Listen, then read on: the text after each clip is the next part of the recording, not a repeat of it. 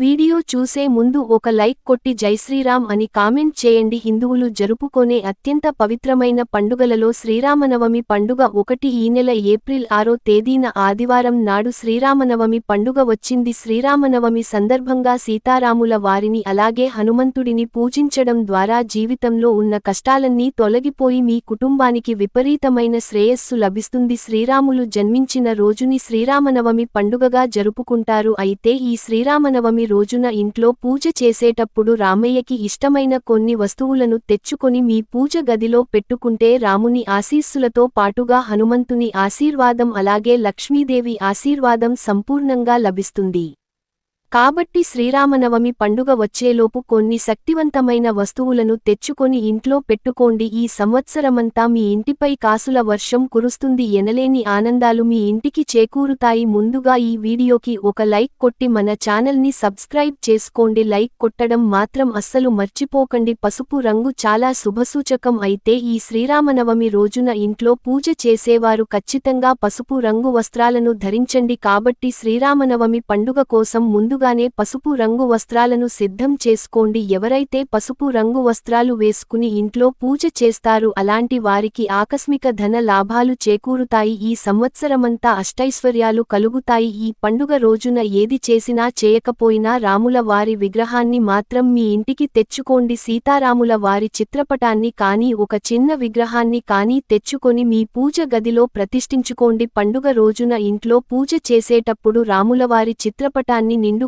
అలంకరించి ఓం శ్రీ రామాయణ నమః అనే మంత్రాన్ని 108 సార్లు జపించాలి. శ్రీరామనవమి రోజున ఈ మంత్రాన్ని జపిస్తే తెలియక చేసిన పాపాలన్నీ తొలగిపోయి కోటిరెట్ల పుణ్యఫలితం లభిస్తుంది. శ్రీరామనవమి వచ్చేలోపు మీ ఇంటికి గంగాజలాన్ని తెచ్చుకోండి.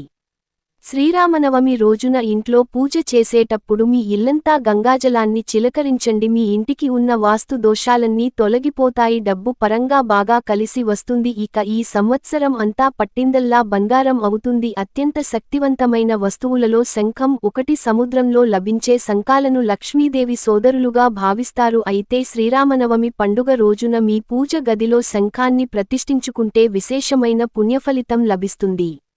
మీ ఇల్లంతా సకల ఐశ్వర్యాలతో నిండిపోతుంది. కాబట్టి శ్రీరామనవమికి ముందుగానే ఒక శంఖాన్ని కొని ఇంటికి తెచ్చుకొని పండుగ రోజున మీ పూజ గదిలో పెట్టుకోండి. ఇక అన్నిటికన్నా ముఖ్యంగా కాషాయ జెండాను కొని మీ ఇంటికి తెచ్చుకోండి. కాషాయ జెండాను మీ ఇంటి పైన పెట్టుకుంటే మీ ఇంటికున్న అష్టదరిద్రాలు తొలగిపోతాయి. ఈ సంవత్సరం అంతా మీ ఇంటికి చాలా మంచి జరుగుతుంది. కాబట్టి శ్రీరామనవమి పండుగ రోజున ప్రతి ఒక్కరూ ఒక కాషాయ జెండాను తెచ్చుకొని మీ ఇంటి పైన పెట్టుకోండి. ఇక ఎప్పటి నుండో బంగారం కొనాలనుకునే వారు ఈ శ్రీరామనవమి పండుగ రోజున కొత్త బంగారాన్ని కొని మీ ఇంటికి తెచ్చుకోండి. ఈ రోజున బంగారం కొంటే లక్ష్మీదేవి సంతోషిస్తుంది.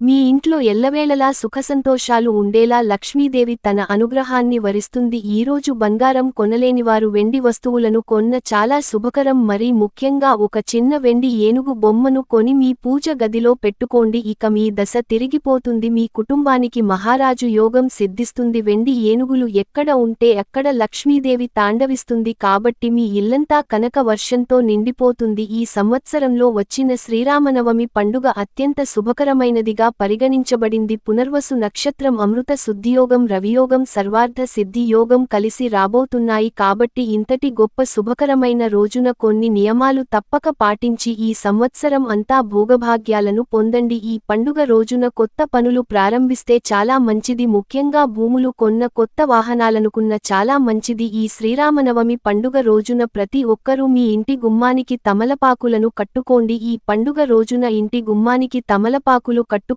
మీ కుటుంబానికి అదృష్టం, ఐశ్వర్యం సిద్ధిస్తుంది. ఈ రోజున తప్పకుండా రామాయణాన్ని చదవండి. రామాయణంలోని కనీసం ఒక అధ్యాయం చదివిన మీ ఇంటిపై రాములు వారి ఆశీర్వాదం ఉంటుంది. ఓం జై సీతారాం అనే మంత్రాన్ని 108 సార్లు జపించాలి. ఇలా చేయడం వల్ల భార్యాభర్తల మధ్య సమస్యలు తొలగిపోయి సఖ్యత పెరుగుతుంది. శ్రీరామనవమి రోజున ఇంట్లో పూజ చేసేటప్పుడు రాములు వారికి నైవేద్యంగా వడపప్పు, పానకం మరియు పండ్లు వంటి నైవేద్యాలను శ్రీరామునికి సమర్పించాలి.